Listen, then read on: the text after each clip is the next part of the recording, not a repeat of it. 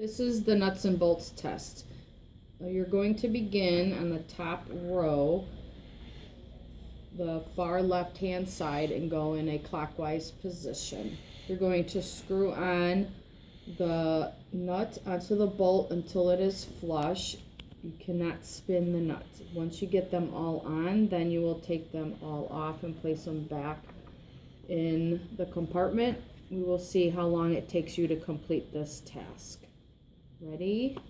Go.